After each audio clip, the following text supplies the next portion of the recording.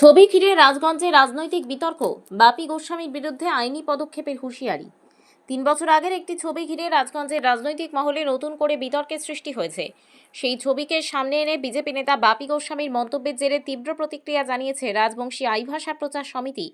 রবিবার রাজগঞ্জ প্রেস ক্লাবে সাংবাদিক বৈঠক করে সমিতির সদস্যরা অভিযোগ করেন, একটি সামাজিক ও সাংস্কৃতিক অনুষ্ঠানের পুরনো ছবিকে উদ্দেশ্যপ্রণোদিতভাবে রাজনৈতিক রং দেওয়া হচ্ছে এবং এর মাধ্যমে রাজবংশী সমাজকে অপমান করা হয়েছে।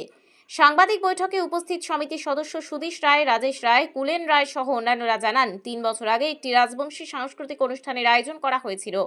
সেই অনুষ্ঠানে সমাজের বিভিন্ন স্তরের মানুষকে দলমত নির্বিশেষে আমন্ত্রণ জানানো হয়। সেই সময় কৃষ্ণ দাসকে আমন্ত্রণ জানাতে গিয়ে একটি ছবি তোলা হয়েছিল। সমিতির দাবি, সেই সাধারণ আমন্ত্রণমূলক ছবিকেই এখন রাজনৈতিক উদ্দেশ্যে ব্যবহার করে বিভ্রান্তি ছড়ানোর চেষ্টা করছেন বিজেপি নেতা বাপি গোস্বামী। সমিতির সদস্যদের বক্তব্য, একটি সাংস্কৃতিক অনুষ্ঠানের ছবি নিয়ে অযথা বিতর্ক তৈরি করে রাজনৈতিক ফায়দা তোলার চেষ্টা করা হচ্ছে। তারা আরও বলেন, কোনো রাজনৈতিক উদ্দেশ্য নিয়ে সেই ছবি তোলা হয়নি, বরং রাজবংশী সমাজের সাংস্কৃতিক অনুষ্ঠানকে সফল করতে সকলকে পাশে পাওয়ার উদ্দেশ্যে এই আমন্ত্রণ জানানো হয়েছিল। এদিকে এই বিতর্কে পাল্টা প্রতিক্রিয়া দেন বিজেপি নেতা তথা রাজবংশী আই ভাষা সমিতির সদস্য বাদল রায়। তিনি সাংবাদিক সম্মেলনে বলেন, বাপি গোস্বামীর বিরুদ্ধে তীব্র ভাষায় আক্রমণ শানান। বাদল রায় বলেন, বিষয়টি অত্যন্ত গুরুতর এবং এর মাধ্যমে শুধু সংগঠন নয়, গোটা রাজবংশী সমাজের ভাবমূর্তিকে আঘাত করা হয়েছে। তাই প্রয়োজনে বাপি গোস্বামীর বিরুদ্ধে আইনি পদক্ষেপ নেওয়া হবে বলেও তিনি স্পষ্ট হুঁশিয়ারি দেন। সমিতির পক্ষ থেকে জানানো হয়েছে, এই ধরনের মন্তব্য ও বিভ্রান্তিকর রাজনৈতিক ব্যাখ্যা যদি চলতে থাকে তাহলে তারা আইনগত পথে এগোতে বাধ্য হবেন। একটি পুরনো ছবিকে কেন্দ্র করে শুরু হওয়া এই রাজনৈতিক তরজা এখন রাজগঞ্জের রাজনৈতিক মহলে যথেষ্ট উত্তাপ ছড়িয়েছে। আগামী দিনে এই ইস্যু কোনো রাজনৈতিক মোড় নেয় সেদিকেই তাকিয়ে রাজনৈতিক মহল। এটা পুরোনো দিনের ছবি, যেটা 2022 সালে আই ভাষা প্রচার সমিতির পক্ষ থাকিয়া এটা 2023 সালে আর কি, যেই একটা আমার রাজবংশী কৃষ্টি কালচারে যে শিরুয়া বিষয় উৎসব হয়, সেই শিরুয়া বিষয় উৎসবের সময় আমার রাজবংশী মানে প্রতিষ্ঠিত ব্যক্তির কাছে সবার কাছে যাওয়া ছিল। যেরকম মাটিগাড়া নকশালবাড়ির যে বিধায়ক আনন্দময় বর্মন, যেরকম মাটিগাড়ার শিব মন্দিরের শিলিগুড়ি যে এসে আছে ডক্টর ক্যাপ্টেন নরেন্দ্ররঞ্জন রায়, যেরকম সাংসদ ডক্টর জয়ন্ত রায়, এরকম যেরকম প্রাক্তন সাংসদ বিজয়চন্দ্র বর্মন, এরকম বিভিন্ন লোকের কাছে যাওয়া হয়েছে।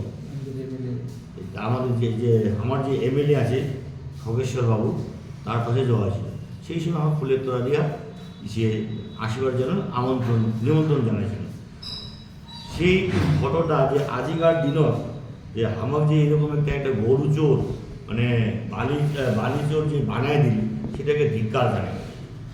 মানে এর যে এই ফটোর যে করিল, মানে আমার নিজেদের মধ্যে যে শিরুয়া বিষয় উৎসব কমিটি আছে, এই শিরুয়া বিষয় উৎসব কমিটির মাধ্যমে আমার তার বিরুদ্ধে একটা আইনি পদক্ষেপ নেওয়ার জন্য চিন্তা ভাবনা করেছি।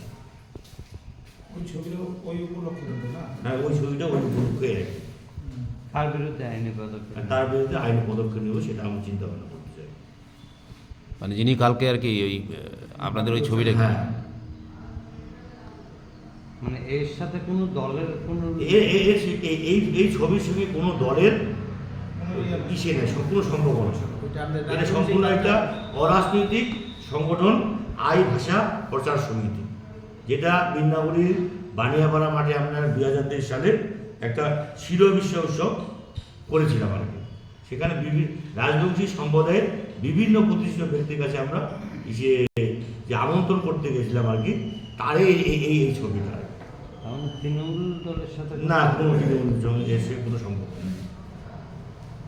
কি নাম আছে আপনার? আমি ওই সংগঠনের মানে আই ভাষা প্রচার সমিতি, আমি সেক্রেটারি। কি নাম কি আছে দাদা? আজকে আমার নাম কুলেন চন্দ্র। আপনাদের কে কে উপস্থিত হয়েছেন যদি নাম এই যে সবাই আছে আপনার নামগুলো বলুন। আমি রাজেশ রায়, আমি ভাইস সেক্রেটারি ছিলাম ওই প্রচার সমিতির সঙ্গে সংগঠনের। মেম্বার হয়ে আছে, এই তো মেম্বার আছে। কেশিয়ার ছিল। হ্যাঁ, আমি সুদীপ রায়, আমি কেশিয়ার ছিলাম আই ভাষার প্রচার সমিতি। এই বার্তাটা যাতে আর কি বাপি গোস্বামী ভালো করে বুঝতে পারে আমার ভাষাটা, কারণ উনি তো রাজবংশী ভাষা হয়তো আর বলতেও পারেন না, আর উনার শোনার ইচ্ছাও নাই। এমনভাবে রাজবংশীদের উনি আর কি অপমান করেছেন, সেটাই আমি বলবো। এক রাজবংশী, বাঙালি, আদিবাসী, নেপালি সবাই, এবং রাষ্ট্রবাদী হিন্দু মানে আমরা সবাই বিজেপি, আমাদের মধ্যে সেই রক্তটা আছে, সেই ইয়েটা আছে। এবার কথা হলো কালকে একজন রাজ্য নেতৃত্ব, জলপাইগুড়ি রাজ্য নেতৃত্ব মানে রাজ্য সেক্রেটারি, তার মুখে যে এইভাবে একটা মিথ্যা মানে প্রচার করলেন, এবং সেটা অবশ্যই রাজবংশীদের নিয়ে উনি কি বললেন যে এই যে এরা সব তৃণমূল, গরু পাচার, কয়লা পাচার, এটা আমাদের খুব দুঃখ লেগেছে, পুরো রাজবংশী সমাজকে মানে আমাদের দুঃখ লেগেছে। এবং যে ছবিটা নিয়ে উনি উদ্দেশ্য করে বলেছেন সেটা একটা মহৎ কাজে। আমাদের রাজবংশী ভাষা অর্থাৎ মায়ের ভাষার আই ভাষা প্রচার সমিতি থেকে যাওয়া হয়েছে, ওনারা বললেন সেটা হলো আর কি 2022-23 শিরুয়া বিশ্ব উৎসবের, সেটা ওনারা বললেন। আমার কথা হলো যে আপনি এটাকে ছবি যদি আনবেন, আপনি অরিজিনাল নিয়ে আসেন, আপনি মিথ্যা বার্তা, মিথ্যা ছবি দিয়ে আপনি দিচ্ছেন কেন যে এরা তৃণমূল? আপনি আইপ্যাকের সাথে যুক্ত আছেন, আইপ্যাকের সাথে যুক্ত থেকে আপনি এই যে রাজগঞ্জের মধ্যস্থানের প্রার্থী না দিয়ে আপনি আপনার একদম জলপাইগুড়িতে দিলেন মাননীয় দীনেশ সরকারকে। এটা কি এমনি হয়েছে? টাকার জন্য হয়েছে, সেটা সবাই জানে। আপনার যতগুলো কার্যকর্তা আছে তারা সবাই জানে। এবার আরেকটা আমি বলি, এবার অনেকেই বলে যে রাজবংশীদের না, এটা যেহেতু আমরা এই জন্যই বলছি, শুধু আমরা বলছি না, বাঙালিরা বলছে দাদা আমরা যেখানে বসবাস করি সেখানে 100টা বাড়ির মধ্যে 90টা বাড়ি রাজবংশী, কিন্তু সেখানকার ওই 10টা বাড়ির মধ্যে আমি নেতা। আমি যখন বিজেপির প্রচার নিয়ে যাচ্ছি সেখানে রাজবংশীরা বলছে যে রাজবংশী প্রার্থী হলে ভালো হতো।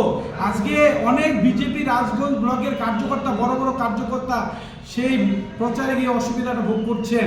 সেটা একমাত্র আপনার জন্য, আপনার টাকার লালসার জন্য এটা হয়েছে। এবং আপনি কার্যকর্তাদের কোনো মূল্য দেন না। আপনি যে কোনো অযোগ্য নেতা একজন, আপনি অযোগ্য এবং লোভী নেতা। এই জন্যই বলবো, কারণ আপনি শুধু আপনার স্বার্থটা দেখেন, আপনি আপনার কার্যকর্তাদের কোনো সুখ দুঃখ দেখেননি। এবার সেদিন যখন প্রার্থী ঘোষিত হলো, কিছু কার্যকর্তা একটু দুঃখ পেয়েছে, একটা আর কি নিরাশা হয়েছে। সেই জন্য তারা বাগডোগরা মাঠে সমস্ত রাজগঞ্জ ব্লকের উত্তর মণ্ডল, দক্ষিণ মণ্ডল, পূর্ব মণ্ডলের যারা কার্যকর্তা, মণ্ডল কমিটি সবাই এসছেন, আপনাদের ডেকেছে, আপনারা আসেননি। তারপরেও রামনবমী হয়ে গেল, রামনবমীটা ভালো করে করা হলো। রামনবমী হওয়ার পরে কালকে যখন আপনার কার্যকর্তারা আপনার সাথে দেখা করতে যায়, আপনার উচিত ছিল, আপনার যদি সাহস থাকতো আপনি দেখা করতেন। আপনি কি বলছেন যে হ্যাঁ আমি দেখলাম ওদেরকে যেতে, তো আপনি মশাই গিয়ে দেখা করলেন না কেন? আপনার ভয়টা কোথায়?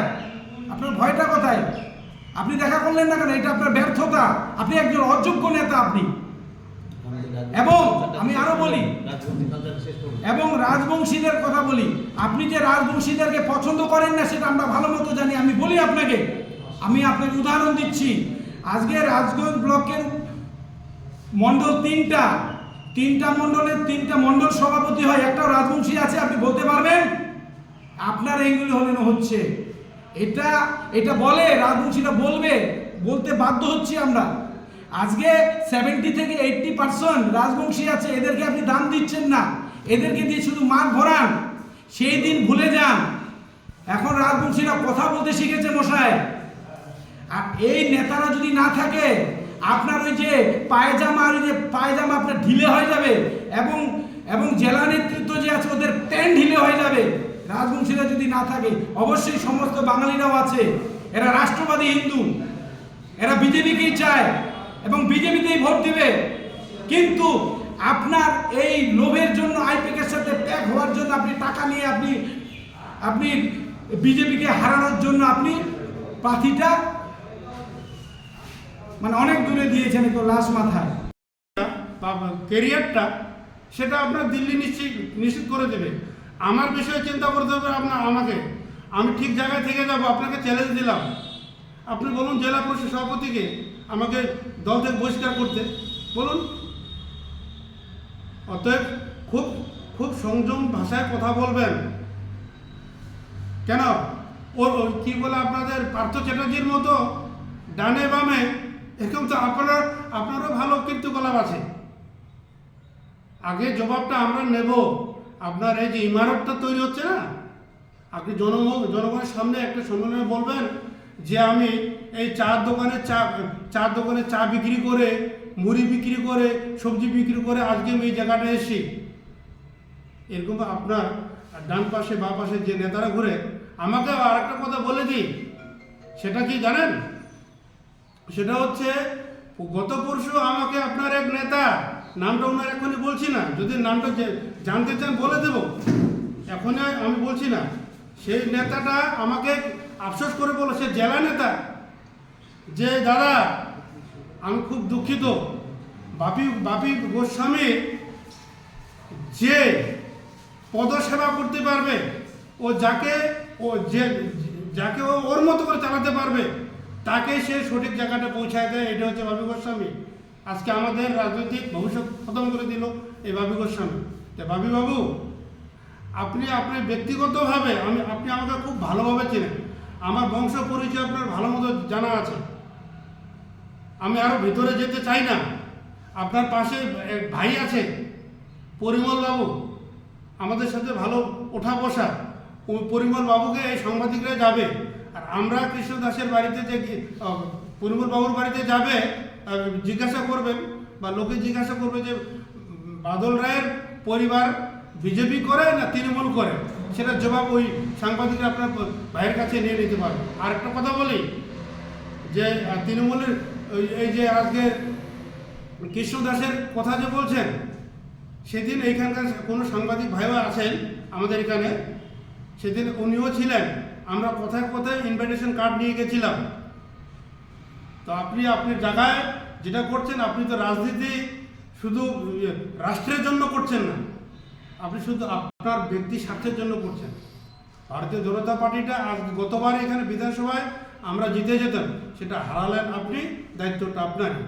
জলপাইগুড়িতে হারালেন আপনি, দায়িত্বটা আপনারই। কোন জায়গাটা বিক্ষোভ? মালবাজারেও বিক্ষোভ আপনার বিরুদ্ধে। দলটা যেখানে জিত সেটা আপনার ক্যারিশমাতে না, মানুষ চাচ্ছে আমাদের মোদিজির, অমিতজির কৃতিত্বের জন্য জিতবে দল, আপনার মধ্যে বাপি গোস্বামীদের জন্য না। আপনি কি ধরনের নেতা ওরা ভালো মতো জানে। আজকে আরও আমি আবার পাকাপোক্ত হয়ে গেলাম আপনার বিষয়ে, যখন দিল্লি থেকে আমাকে ফোন করলো। আপনি ভাবেন না আমাদের কোনো যোগাযোগ নেই, আমাদেরকে খুঁজে না। সবচেয়ে বড় ব্যাপার, আপনি আমাদের রাজবংশী সমাজকে নিয়ে তাচ্ছিল্য করেন। আপনি বড় সাম্প্রদায়িক, আমাদের এই কার্যকলাপকে, আমাদের কার্যকর্তাকে আপনি ফোন করে কি বলেছিলেন যে অমুকবাবু, কেন আমরা এই ব্যাপারে এইগুলোকে আমরা ভাটিয়াগুলো আমরা ক্যান্ডিডেট করবো, রাজবংশীদের দেবো না।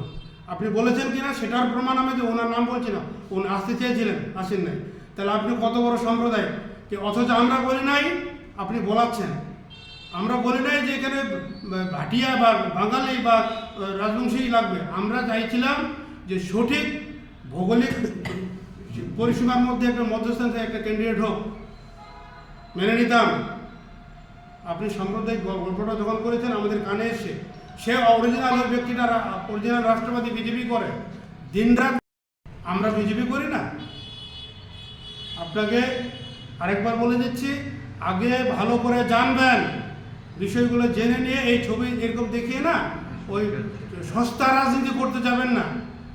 আপনি যেটা চা করেছেন ভালো করেছেন, যে টাকাটা খেলেন ওই দিক থেকে, তৃণমূলের থেকে। মোট কথা দলটাকে আমাদের টুকরো করতে, তৃণমূলকে তো জেতাতে হবে, যেটা গত বিধানসভায় করেছিলেন সুপের আগে হায়ার করে নিয়ে এসে। যে আমাদের দ্বন্দ্বটা আপনি গতবারও লাগিয়েছিলেন, এবারও লাগিয়ে দিলেন। আপনি জানেন ভালো করে যে এই দিক থেকে জলপাইগুড়ি থেকে ক্যান্ডিডেট দিলে অধিকারগুলো মানবে না, এটা তো আপনার ভালো মতো জানা আছে। দ্বন্দ্বটা সৃষ্টি হবে, দল দ্বিধাভুক্ত হয়ে যাবে। তারপরে মাঝখানটাতে তৃণমূল জিতে যাবে। টাকাটা কে খেয়েছে আপনার খবর তো সবার কাছে আছে, প্রত্যেকটা নিচু স্তর কার্যকর্তা বলে। আর আপনি আপনার পার্সোনাল ব্যক্তিগত ব্যাপারে গতকাল যখন আপনার বাড়িতে আমরা আর্জি নিয়ে গেছিলাম, আপনি ওখানে মস্তান রেখে এসেছিলেন। ওরকম মস্তান না অনেক দেখেছি আমরা জীবনে রাজনীতি করতে গিয়ে। আপনার বিষয়ে ওখানকার কিছু মহিলা পাড়ার আপনার বিষয়ে যা ছিচি করতেছিল না, ভাগ্যক্রম ওই মুহূর্তে সাংবাদিকরা আসে নাই। সে ঘৃণা লাগে আপনার বিষয়ে কথা। আপনি একজন রাজ্যের নেতা, আপনাকে ধিক্কার জানাই। আপনার বিষয়ে চর্চা করতে ইচ্ছা করে না। আপনার বিষয়ে পদক্ষেপ কেন্দ্রীয় কমিটি নেবে অদূর ভবিষ্যতে, এই বলে আমার বক্তব্য শেষ করলাম। সামনে তো